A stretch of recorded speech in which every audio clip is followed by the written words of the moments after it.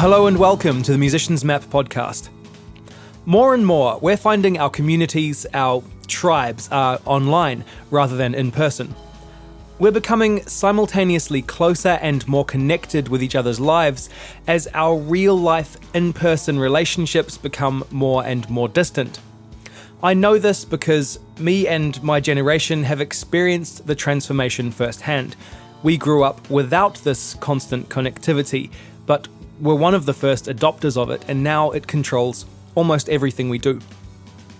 In the case of artists and musicians, we are now influenced by the bombardment of daily media that's intertwined with our lives. We're so plugged into the world that our sources of inspiration encompass a huge variety of viewpoints. Our music is a mirror of a watered-down mass appeal culture. Many musicians just create, record, and put it out there into the world, and then wonder why no one is hearing them. They've got no personal investment in or unique perspective of their culture, because their culture is the vast, endless expanse of the internet. It's heavy, so this week I want to use one of my favourite things in the whole world to offer some perspective: heavy metal. But don't let that turn you away if you're not a metalhead. We're going to talk about metal, sure, but we're using it as an example of a strong scene and subculture. I want to try and shed some light on how we can still find something unique to be a part of, and how belonging to a scene can provide the perspective and influence that creates interesting, meaningful art. If you've ever heard me talk about finding your target audience in order to grow your fan base, then essentially this is what this episode is about. What are subcultures? What makes us identify with them? And why finding and immersing yourself in your scene can benefit your music. Providing expert opinion is Dave Snell. Dave attracted nationwide attention in 2007 for receiving a scholarship to complete his PhD, funding which is allocated to students every year, but in Dave's case, his grant caused some heads to spin amongst the more straight-laced members of the New Zealand media and government, as his research for his doctorate in social psychology centred around a subculture we in New Zealand and Australia know as bogans. Dave has presented his research all over the world. He's published journals and written a book. He's featured on the TV show Bogans and worldwide radio, and amazingly, he's the subject of a trivia question on local Waikato beer bottle caps. Dave has been heavily involved in the New Zealand metal scene for many years. I grew up in a small town in the far north called Kaio, and my dad was into a lot of rock music, bits and pieces of lots of things, but mostly rock music. And back then when I was little, like we're talking 11, 12 years old, I didn't like a lot of stuff, like Dylan sounded terrible and stuff like that when I was a kid. So AC/DC was the only tape that we could agree on in the car when we were driving around, because I used to drive quite a bit with Dad. And so that sort of sparked an interest in that sort of music. And then just as I got older and met up with friends at school, and they were into more metal kind of stuff, like Metallica and Megadeth and stuff like that, a lot of the older thrash ones, and it just went from there. And then met up another group of friends, and then things kind of got heavier and heavier. What kind of age were you when sort of found Metallica and Megadeth? Metallica and Megadeth, that would have been 13 or 14, I think. And Iron Maiden and Judas Priest would have been about that time as well. How old are you? 37. Yeah. I was AC/DC as well. I think AC/DC is the great introducer, isn't it? Yeah. It's a gateway band. Yeah, it is. It really is a gateway band. And then I'm about 4 years younger than you. So I sort of missed Metallica a little. I mean, you don't really miss Metallica, but I sort of, you can't escape them. You can't escape them. But I didn't really jump on that wave as much. And I kind of came in through punk, and got into hardcore, and then was listening to Sick of It All, and from there somehow ended up listening to more sort of heavy metal. But I did have a basis in it from a child in AC/DC and in Queen as well, Yeah.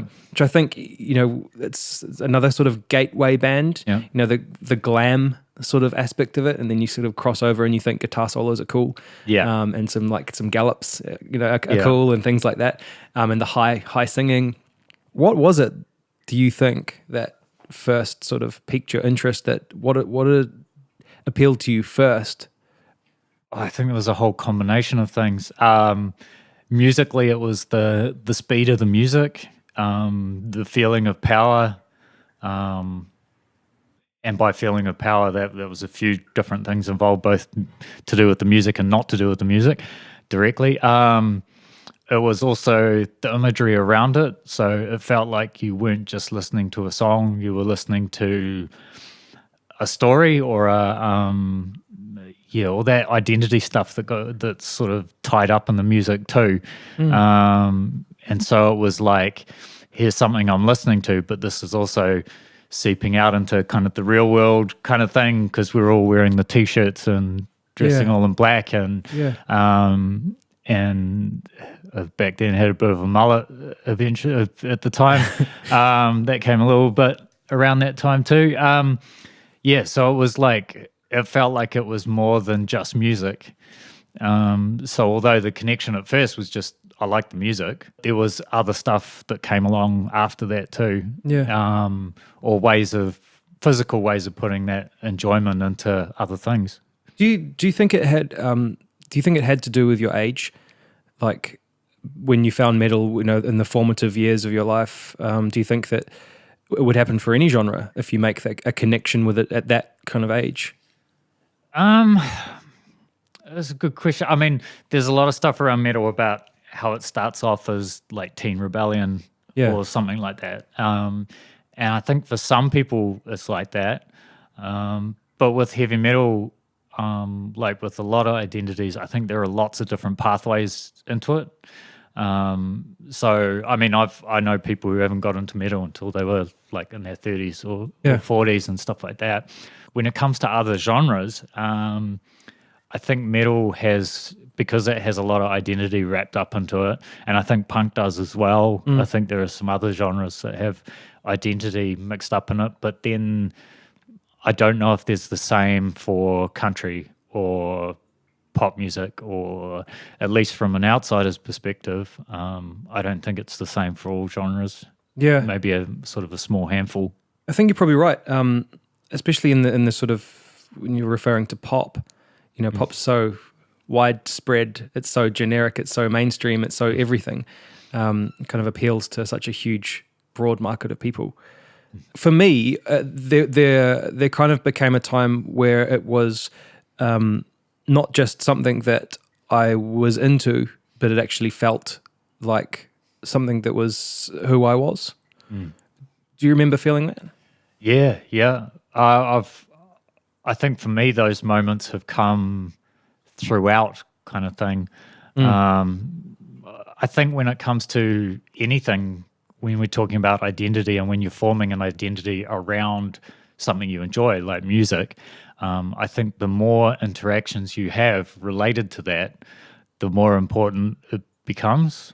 Like, so for instance, it was one of the major things that my friends at school had in common, and so we all wore the short shirts, and that was those moments where, wow, this is really important to me, especially in a school where we were like, there's like 5 bogans in an entire school, that becomes like very much an us and them, and that strengthens that identity as well. And then later on, I met another really cool group of mates when I came to uni, and that was through a shared love of music and of a particular type of music. And so again, you're sort of like feeling like, oh, I'm really getting something out of this, or you have those moments of reflection where, oh, this is another example where it's more than just music. Yeah. And then for me personally, I mean, I've had these other great experiences with projects and stuff like that, and that's just further strengthened it. So I think the more interactions you have around that identity, the more that identity is strengthened, and the more you have those moments where you're like, wow, this is more than just music.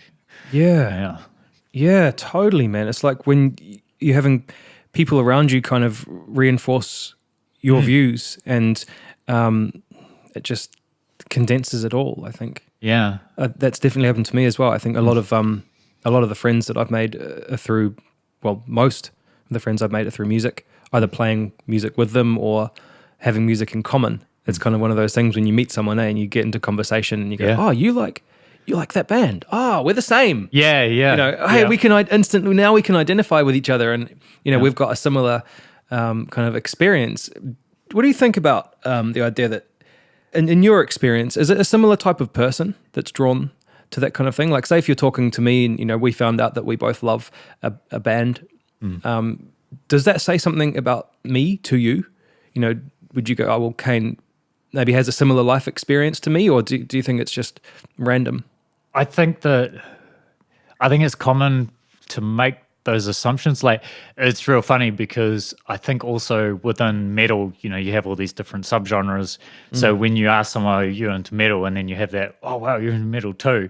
And then you say, oh, what sort of metal are you into? And then they might say like, oh, mostly thrash or something like that. And then your brain's ticking over about what's a typical thrash metal person look like? And it's this and this and this and this. Yeah. And it's almost like, or when you're talking about what bands that you like within metal, and maybe that crosses over a few different subgenres or something, it's almost like, I want to compare it to like reciting your family tree or something, or your whakapapa or something like that. Yeah. So you're like, oh yeah, I we had this conversation just before, started off AC/DC, Iron Maiden, Judas Priest, Metallica, and then it just got more and more harder, and now I'm into sort of some of the more death metal stuff and thrash. People listening to that probably goes, oh, he's one of those.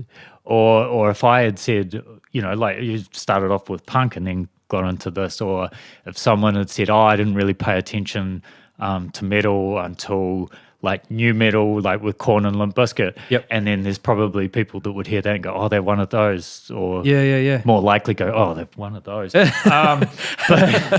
But that's, it's really interesting. So I don't know whether that's actually the case. But I do think people do make some of those assumptions, and I find that really interesting. And that's why, like, to me, discussions of genre are probably more important to fans than they are to the musicians themselves. I'm not a musician myself. Yeah, I see. I can see that. I think genre is a way for fans to talk about who they are.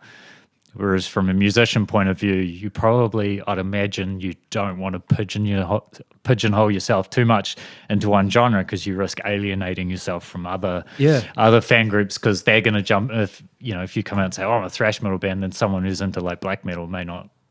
Yeah, maybe they won't click on you or something. Yeah, exactly. And I mean, hopefully, like, a lot of people are open-minded. I don't want to make assumptions about people, but I think we all know people who would intentionally avoid something purely based on the genre label that's attached to it. Yeah, you know what, man? That's so interesting. I've never even really thought of it like that. From a musician's standpoint, I mean, I'm a fan as well, but as a musician, you never really know what genre you are. Because you draw influence from whatever you like, and it's rare that you'll be like, I only listen to black metal, and so I make black metal. Like, most of the time you listen to black metal, you listen to thrash, you listen to death, there's all kinds of things, and you never really know. Like, a lot of the bands that I've been in, even if it's like quite obviously a hardcore band, or straight up hard, there's so many offshoots, you never really want to say just one. You want to say like 3 genres. Like, I think in Blacktooth we used to say 3 or 4 different genres when people would ask what we're like. And it's because we never know, but then it gives the fans something to they put you somewhere. Yeah. Hey. And then relate to each other through that.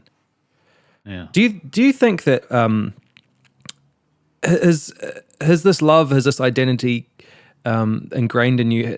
Do you think it's faded over time? Do you think it's increased over time? How do you feel about that? Yeah, that's a good question too. Yeah, I think it's become stronger, but it may not seem that from the outside, because when you're younger, you may feel like you have more to prove, so you're more kind of out there. Yeah. Whereas as you get older, you're more comfortable. You don't have anything to prove. Yeah. So You just know. you just do it. Yeah, you just know. And that comes across to other people. Yeah.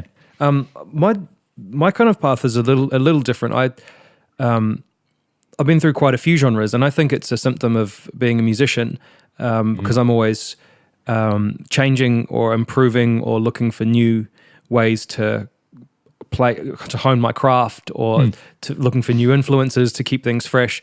And so I've kind of built up this sort of list of genres that I've been heavily involved in, especially when I was a teenager, with punk and hardcore and metal. Those are the formative years. So they kind of shaped everything that I am, I think. But then as I get older, those have faded.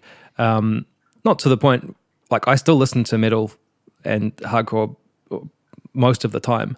But then there's so many other genres now that, if someone said, hey, what sort of music do you listen to? I kind of go, rather than, maybe when I was 20 or something, even 23, 24, I'd have gone metal. Yeah. It's not so simple. It's a difference. We've been kind of touching on identity, and you've talked about subgenres. What is a subculture, do you think? Is metal a subculture, or is metal a culture and the subgenres are subcultures? Yeah. I find the whole word thing kind of fascinating. Like, through doing academic studies on sort of subculture, you hear all different kinds of names. So you hear subculture, you hear tribe, neo-tribe, community, scene. I mean, for me, I like community. I tend to think of it as a community. But when we're talking about these groups, for me, it's about a shared identity. It's about having your own identity and developing it through that connection with the music. And then you go out looking for people, most of us are sort of social beings sort of thing. So we go out looking for others who are like us. And then that kind of, you meet people through these shared interests, and then that develops into a subculture, a community, or whatever. It's that shared identity. And identities can have like variations and different interpretations, and I think that's where that subgenre sort of thing comes in. Do you think it's like, I often wonder how the kind of scene, we'll call it a scene for now, or community. Let's call it a community. How that forms and how it kind of how it continues, and it ebbs and flows as well. Like there are high points where the community is really thriving, and there are a lot of active people, and they therefore draw in more active people, or just more people as a whole. And then there are times when it isn't so popular. I'd agree with that. Yep. The difficulty then becomes when these key people leave. Yeah. And then it's about trying to have people that come in and fill those gaps and keep it going. Yeah.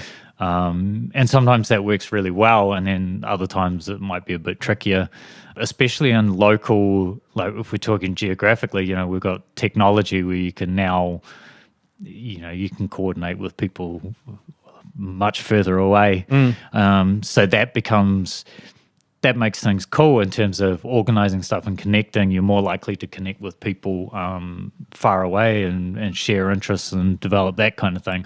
But then when we get down to like physical gigs and stuff like that, then that becomes a bit harder because you kind of spread out a bit more. Yeah. So upside is you can reach more people online, but if you're talking about the face-to-face, the gigs and stuff like that, which I think for metal is incredibly important, those live events, becomes a lot harder to get people to come along. Yeah, I think in person, like live events like that, it's more potent, isn't it? The message is more potent, it's more distilled, it's more, because it's right in front of you. Whereas you can, sit at home on your laptop and listen to 25 bands and go, meh. Yeah. But then if you go down on a Friday night with a bunch of other people that look like you, think like you, well, to an extent, but you're all, you're coming together for this kind of, for a similar idea, and then you see a band and it's like, man, like right in your face at you, that's, I think it's kind of why I think, and it's what we're sort of heading towards, why I think it's important to do in-person things, Yeah, definitely. And I mean, especially for heavy metal, I'd say punk and hardcore are the same. Like it's quite a like a participatory kind of culture. People want to get involved. People want to do more than just sit and listen. You know, even if it's just headbanging or tapping your foot to something, like it makes you want to move. And so many people want to turn that identity and what they're enjoying into more. Like they want to do more, and that's why I think a lot of people become musicians or start radio shows or podcasts or start working for a magazine or want to write reviews and stuff like that. Yeah. So that physical aspect, and we're not even touching on things like moshing and the physical experience of even just enjoying the music. So that face-to-face kind of physical, I don't want to sound too melodramatic, but even like visceral kind of experience of it with all those sensations is really important. And I mean, when we're talking about like larger, like international concerts, that feeling, and I'm sure lots of people have experienced this feeling of standing at the concert, being surrounded by all those people that are into the same thing as you, and you may only know personally a couple of people in that room who you went with or that you bumped into, but you feel like you're connected in this this imagined community because you don't physically know every single person, but you still feel connected to everyone in that room. And then it's a real thing. Yeah. And then you buy that shirt and then you go out and into your everyday life wearing that shirt, and then you reconnect with people about, oh, you went to that concert, wasn't it great? And then that just sort of spreads out from that event. Yeah. But yeah, when I say imagine community, I mean, it doesn't mean it's not real, because it's a very real experience. But just imagined in the sense that you don't actually know everyone really well. 'Cause no, we're talking thousands of people. But and the thing that's holding it together essentially is the art form that you're all kind of bonding over. Do you think, I think we kind of slightly touched on it before, but do you think there is a particular kind of person with a particular background that's maybe more drawn to metal than there is to a different genre? I don't think so. Like, I've read a lot of, I mean, one of the reasons why I first got into academic study involving heavy metal was because I was reading a lot of articles about, like, psychology articles that and most of them were saying how heavy metal is a bad thing. Like, it's, it was a lot around, it's mostly troubled youth that are drawn to heavy metal, or people who have been through painful experiences. And even the stuff that was really positive still seemed to suggest that people who listen to heavy metal are deficient in some way. Even the stuff that was positive, that was saying, oh, heavy metal is great to help people, even that seemed to, I could see where it was coming from, but it still seemed to come from a position of deficiency rather than strength or enjoying the music. Yeah. And that's why I'm a little bit hesitant when you start reading stuff that talks exclusively about heavy metal lyrics. Because although lyrics are important, I mean, if the music sucks to you, then you're not going to listen to it. You'd say whatever you want and someone's not going to pay attention. Yeah. So I think, I mean, in answer to that, I think, again, there's lots of different pathways to that. So for some, it might be because heavy metal helps them with something in their lives, and that's why they first got into it. It might just be the rush of listening to music, the speed of the music, technical ability. Some people are drawn in just for the fashion, the way it looks. I think there's all kinds of different ways into it. I don't think there'd be a particular person that's more likely to be drawn to it. It's got to have something to do with where we're from and who we are and kind of our situation, right? Though, like maybe if you're, I mean, I don't really want to generalize, but maybe if you're in a different part of the world, in a different country, in a different social status or something, maybe you might not find heavy metal. It might not be as available to you. I think that's got to come, like, it's in New Zealand. Heavy metal is quite a large part of. It's quite a large culture. A lot of people, even if they're not super fans, know about it and it's accessible to them.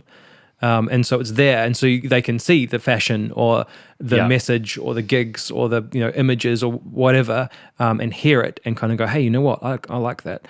Whereas maybe in some places it's not as available. For some reason, I'm thinking of the American South.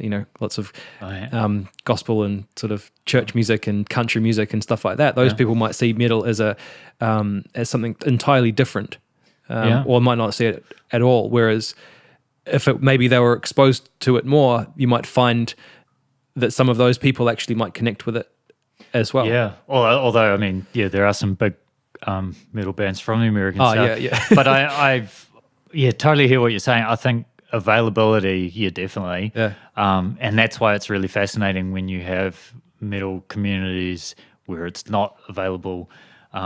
Those are the ones that really fascinate me, like some of those like Middle Eastern countries where you can actually be arrested. Yeah. We talk about, there's a little bit of persecution for metal fans in New Zealand, and then you compare to people who are actually getting arrested. And these people starting bands and stuff there as well. And they're still forming bands, and we talk about the underground scene in New Zealand. Like in some of those places, it's literally underground. Because it has to be. Reading some fascinating. I've read some fascinating books around like heavy metal in Turkey, for example. And people were actually being arrested.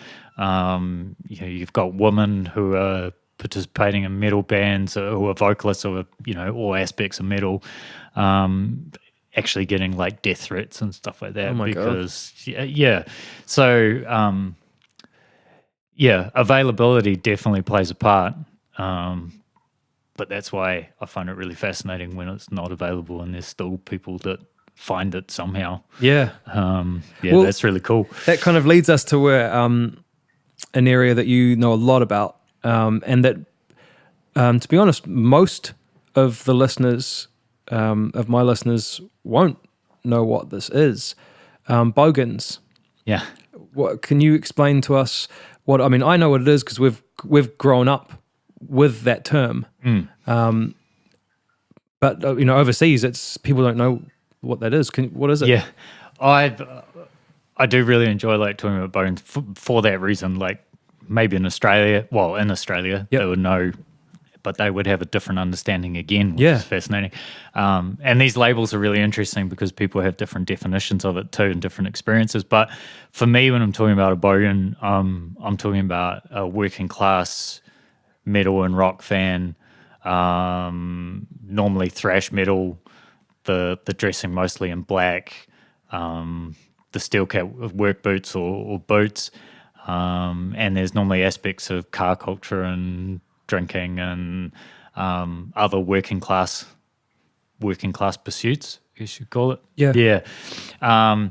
And typically that kind of mentality or easygoing kind of she'll be right kind of attitude to life. And when I've talked about that, people have said, well, isn't that just what a person from New Zealand is generally like? And there's an element of it. Yeah, and they're right. So how I like to say it is it's almost like a really condensed or intense version of New Zealand culture. It's like, your average Kiwi is probably like that as well. I mean, whatever the word average means. But I think a bogan, it's even more so. It's like taking it to a whole different level. If you're any more relaxed, you'd probably be dead, kind of thing. Like, turning it into a more regular lifestyle. And that's why I think New Zealand has quite a close connection to bogans, and why some of the things that have come up and the things that I've been involved in as well. I think that's why they've been talked about and stuff like that, is because a lot of people in New Zealand have at least some idea of what they think a bogan is. Yeah. And I think in New Zealand, it's much more about the music. Whereas like if you talk to Australians about a bogan, it's not necessarily to do with the music. Yeah. It's a bit more derogatory in Australia, isn't it? Yeah. So I think we've kind of taken that word and changed it into something a bit more complimentary than Australia has. Yeah. Do you think there's a colloquial term for a bogan or for a metal fan in the US or the UK, or what do they call them? I mean, just metalhead? Yeah, I think metalhead, like others, I mean, I've talked to people in other countries and they've tried, but most of the ones that come up with are more the derogatory, like along the lines of the Australian understanding. So, like trailer trash and what's the one from like chavs? Chavs. Yeah. That sort of thing. So those sort of terms are probably closer to the Australian version. If we're talking about, the easiest way for me to explain it to people in other countries is that metalhead or thrash metal or that kind of thing. And that's, I mean, I really love that whole. It's like I keep joking that we've taken the word off the Australians and it's our word now. Because I really like going to other countries and saying, oh, I'm a bogan, and they're like, what's that? Yeah. You get into these really cool conversations, especially in the UK, like going to London, going to some of those metal bars, and then just randomly talking to people and talking about bogans. They're like, wow, that's awesome. Like, and they might realize that they are bogans as well. Yeah. I had a dude in the States as well talking about it. He goes, that's so cool. I'm bogan too, and he went, yeah. The fact that and I can understand that, finding out that there's a word for your identity on the other side of the world that you don't hear about a lot from people I mean, I'd be pretty excited about that if there was, Can you make any comparisons to other genres, like for the sort of fans? Like springs to mind, Rastafarians maybe spring to mind, but maybe it's a little bit different, but, they're synonymous with reggae. Yeah. Can you think of any others? Oh, no. I hadn't actually considered that Rastafari, because that's that easygoing, kind of laid back, laid back kind of punks, or is punk more of a? It's more of a movement, isn't it? It's more of a genre. And yeah. I mean, there'd be comparisons, I think, in terms of strength of connection and how identity is wrapped up in the music as well. So there'd be comparisons in terms of that. Now, you were talking before maybe about stereotypical bogans when you were giving a description. Working class, steel caps, black T-shirts, that kind of stuff, easy going attitude. Would you say then, is it fair to assume that if that stereotypical bogan could not be someone from a rich family or a different area, or could it be anybody? Like, would they change to assume that identity, or is it something that maybe you've kind of grown up with a little bit because of your socioeconomic status? Yeah, that's a great question too. I think this links into that idea of authenticity and being real and genuine and stuff like that. I think for those of us who kind of grew up with that around us, we're from a certain like socioeconomic group and all the rest of it, I think the access is probably easier. I think that you could still potentially be a part of that group and be a bogan if you come from other groups.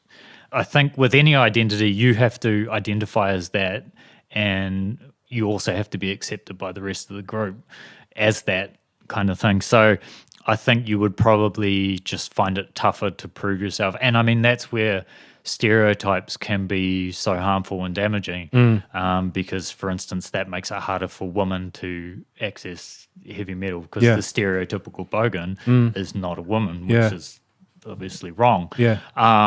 Or for other ethnicities as well, because when we're talking about bogans, most people, if we're talking about stereotypes, are picturing a white person.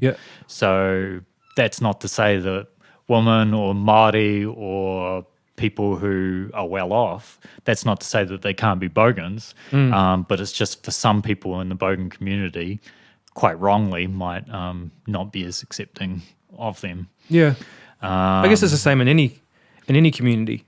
You know, whatever. If there's always stereotypes in any group, and whoever's outside of that stereotype maybe might be judged a little bit harshly.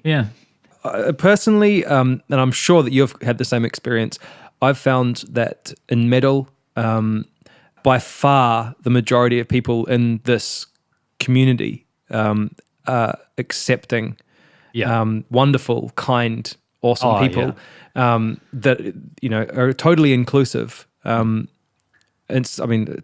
and over again, it's been proved to me in many different situations. And I would put forward the metal community as one of my favorite kind of communities, maybe because I've been a part of it, I suppose. But you just see it time and again. It's like picking someone up off the floor in a mosh pit, or putting your arm around someone that you don't know and singing along a song. It's a family almost. I think that's something that makes it really special.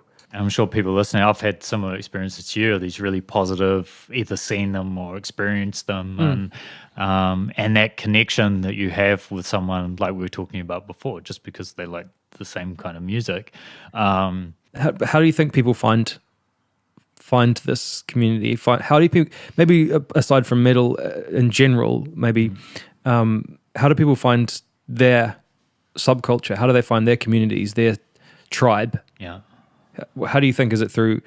You mean literally finding other people? Yeah, literally. How? But how do you come to know that it's you? How do you? So you're getting all of this stuff. How do you go? I hear metal and then go. Yeah, I kind of like it, but then why don't I like this as much? I think it's a feeling. It's that feeling when, like with any other identity as well, where you feel like you have that feeling of this is me, like that feeling of belonging, that sense of belonging, and all those positive things that come with that feeling of belonging, that feeling comfortable, meeting other people. I think that's the easiest but most complicated way to explain it for me, anyway. But I think that's how you know that you've found it. And especially when you start turning that into active hobbies or stuff like that, and when you start incorporating it into your daily life too. So it's not just about chucking on the metal shirt in the weekend, if we're talking about metal again. When you're sort of threading it through your daily life, I think that's also another sign if we're going more than just that sense. I guess there are a few kind of signifiers, or there are a few ways to find that as well in a certain community or scene. You might sort of see these ideals or see a certain group of people that are reinforcing maybe things that you feel, and so maybe you latch on with that, and maybe that just happens to be metal, or maybe it happens to be some other kind of subculture or community.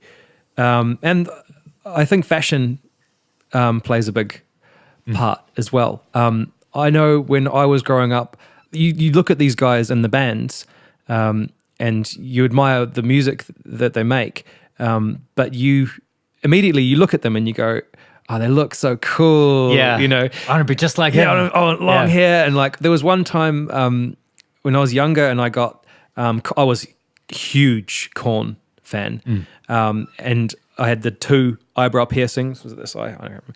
2 eyebrow piercings like Jonathan Davis, and I got dreadlocks in my hair, and just sort of because I wanted to be like him because he was the coolest guy ever. But I think what I'm getting at is that fashion, it's that kind of immediate signifier of something, and I think people latch on to that straight away, and then through that, maybe go, man, that guy looks really rad wearing skinny black jeans and a metal t-shirt, and then kind of emulate that, and then through that kind of find themselves becoming immersed in the culture. Totally. I mean, I think it's one of those things about expressing your identity physically, and then it's almost like it serves as an advertisement kind of thing. It's like, hey, this is me. You can see this is me without even talking about it. If you're like me, come over and talk to me. If you're not like me, then maybe don't bother. Totally. And I mean, that was like me as well. I saw Metallica, the dudes with long hair, tried to grow long hair, but that failed, and that's probably why it ended up as a mullet. Just went as this afro and then tried to cut it down, and then it just ended up short on the sides along the back.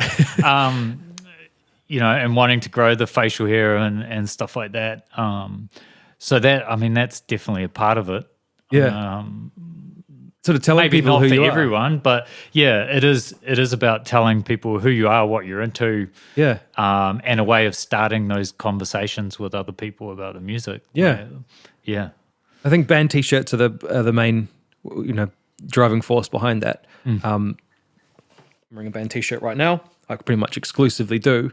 Yeah. And it is, it's a way, I think, for me now, it's a way to support bands.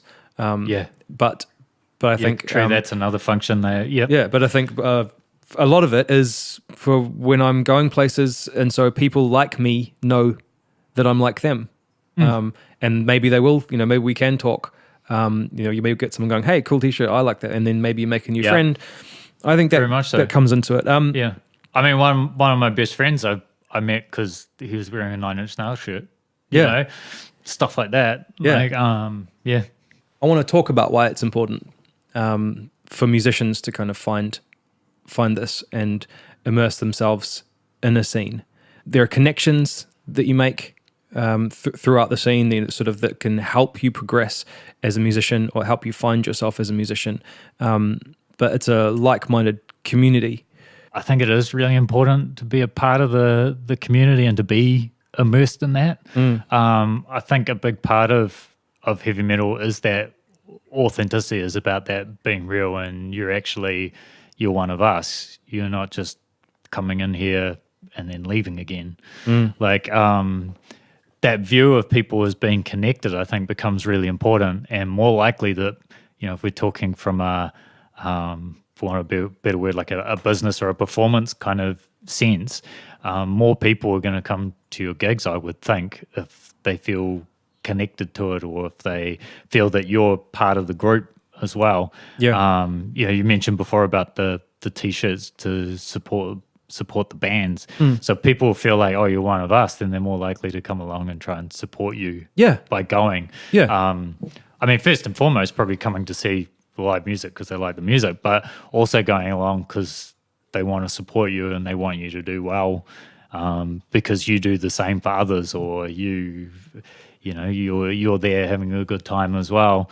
Yeah, totally. So you've kind of by immersing yourself in a scene, and by finding where you fit as a fan, and then maybe as a musician, you're kind of you're creating a community, or you're entering a community that is going to be supportive of you within that community in more ways than one. And as you say, if you've got some mates, or if you know some people, or there's a new band in the metal scene, you're going to support them because you're in that scene and those people are like you, and so automatically your attention is going to be drawn to them. Yeah, totally. And I mean, like, I'm not a musician, but we were talking about before we started recording about this philosophy of, if one person gets their foot in the door, you hold that door open for as many people to jump through as possible. Yeah. And I think that's what the attitude comes down to. And I mean, some of the projects I've worked on, I mean, I've had an awesome group of people from the local scene help me with everything from that first gig we were talking about, I organised, where I had no idea what I was doing until Beavers helped me out, through to now when we're doing, we're doing little things on YouTube and stuff like that. There's a really big, awesome group of people that help us and we help them. Having that kind of community is really powerful. So to get involved in that and be a part of that can take a lot of time, because you're helping people with their stuff a lot as well. But there is that kind of reciprocation, or you're helping me, I'm helping you, we're helping these other people. That becomes really great. And I mean, I wouldn't be able to do anywhere near any of the stuff that I've done if it hadn't have been for those other people. And that's the benefits that you have of being immersed in that community and being genuine, and people knowing that you're being genuine, is that you have that support and you have that kind of chipping in, and you know, and that's how you grow a scene, like we were talking about before, those influential people. And it may not even, you may not even need those influential people, because like we're saying, if we've got, like, I'm doing projects, but I'm helping other people, they're doing projects, they're helping other people, you know, you don't need any influential people necessarily, because we're all helping each other. Yeah. I mean, I often talk about, you know, a good way for musicians to get started, you know, a foundation for them to start is by creating music and testing it and growing their inner circle, their core group, and it's their friends and their family. And then once that group has been won over, you know, they like their music or whatever, then expanding to their scene, to their community. And if you are in a scene or a community, you'll find that when you expand outside of your inner circle, there's a ready-made group of people, a ready-made fan base, just waiting to support you and help you and steer you in the right direction, and support your music. I think, I mean, it's happened to me on both sides. I've had that and I have not had it, and I can vouch for the difference that it makes, being in a scene, but not only just being in a scene and sort of, you know, you can't just force your way in there and go, hey guys, I'm punk now, check out my punk band. Yeah. Like, you need to it needs to be from your heart and from somewhere, something that you actually care about. Yeah. And you have to be around. Yeah. Like, and involved. And involved, yeah. Yeah. And I mean, you're definitely more the expert than me. But I agree with you, like that building up, those friends are going to support you in that inner circle, and then meeting up with other people, and then I'd imagine, you know, jumping on the bill of a local gig, and then just kind of going from there. Yeah. And I think that kind of do-it-yourself kind of attitude comes in handy too, that helping each other out, that getting involved. And I mean, that's another way with bogan culture and New Zealand culture are very interconnected, that do-it-yourself number 8 wire, you know, like lighting rigs and stuff like that. You know, he's referring to my boogie lighting rig. Yeah, which is awesome. I mean, it works, and it works. Great. Yeah, I think there's definitely that aspect as well, that just giving things a go too. Yeah. And that comes in through bogans, through metal culture, and I'm sure other genres as well. Just going out and giving it a go. I mean, that can be sometimes easier said than done, but I think that's a big part of being in the scene too. It's just going out and trying things. Yeah, putting yourself out there. Yeah. Do you think being in a scene or a community or a close knit community can be prohibitive? Maybe to art. You know, do people kind of, once they have a label, do you think they need to stick to that label? Like, I'm thinking of bands that have done it and that have done both things. Yeah, that's a tricky one too. I think the risk or maybe the downside is, if we're talking about like bigger bands, is that if someone really connects with that band and it's really deeply connected to their identity, then if that band changes, then that person may feel let down or feel like reject that band, because it's like, my identity is really tied up in, well, let's go with Metallica. You know, say there's a person whose identity is really closely tied up with Metallica and their interpretations of that style and the lyrics and the music and all that kind of stuff. And they're also, you know, really like how they look, so they dress up like that. And then Metallica puts out an album like Load and completely changes how they look. Yeah. You know, and it's like, holy crap, they've got short hair now, and why are they wearing eyeliner? Yeah, I'm still dressed up like Kill 'Em All. And, yeah, exactly. They are, and I'll be honest, speaking from personal experience, and you know, so you go out and buy the tape, and you're playing the tape, and you're like looking at what they, you know, even before you listen to the tape, you're looking at the pictures and the liner notes and stuff like that. Yeah, so there can be that rejection, and you hear it quite a lot of metal about I like their old stuff, but I don't like their new stuff. Yeah.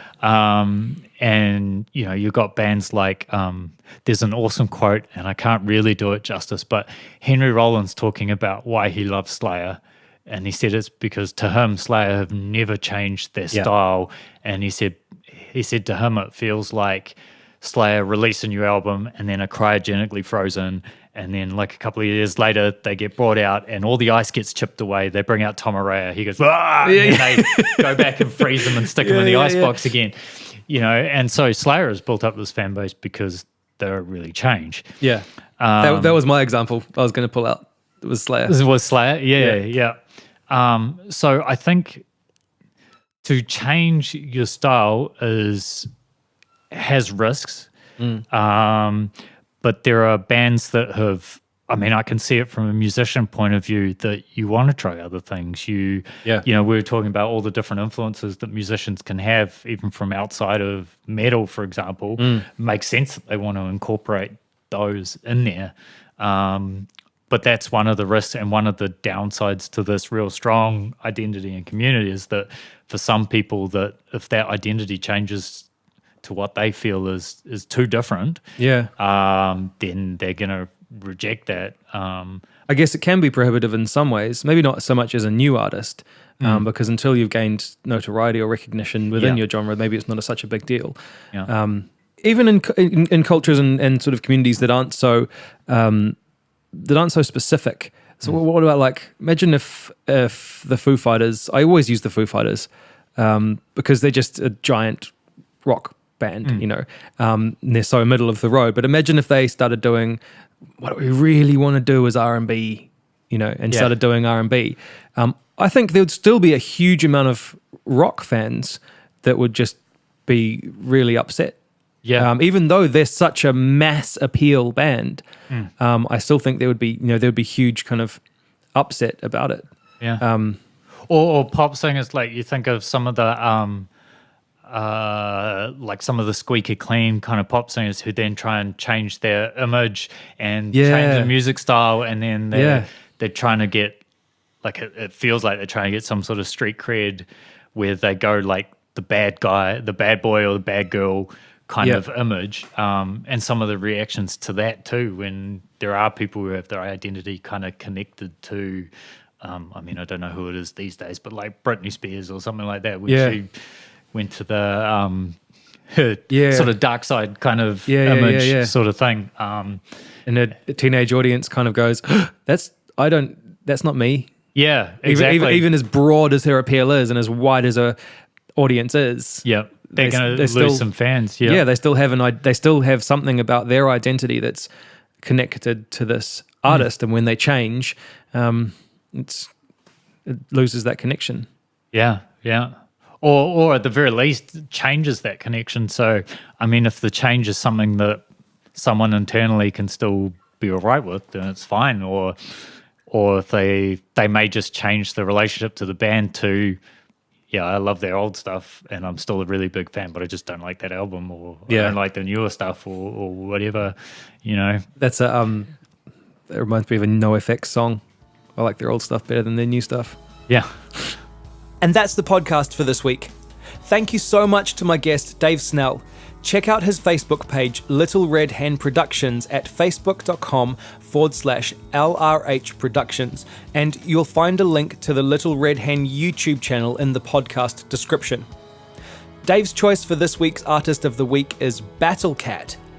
Battlecat is a Hamilton punk band, and you can check them out at battlecatnz.bandcamp.com and facebook.com/battlecatnz. This podcast and my site musiciansmap.org is dedicated to sharing knowledge and advice about music and the music industry. It's all about sharing honesty and positive progress. My experience and the experience and advice of my guests is yours to learn from. Make sure to check out the Musicians Map ebook and audiobook about building success in music. You'll find it at musiciansmap.org/books, Amazon and Audible. I've also got a free ebook, How to Get Your Music Heard. So go to musiciansmap.org/free-book to get your copy. If you have a suggestion for the podcast or for the YouTube channel, or you just want to get in touch and say hello, I love hearing from you, so please do so via the Musicians Map Facebook group or by email at kane@musiciansmap.org. I always respond. Thanks for listening. Stay positive.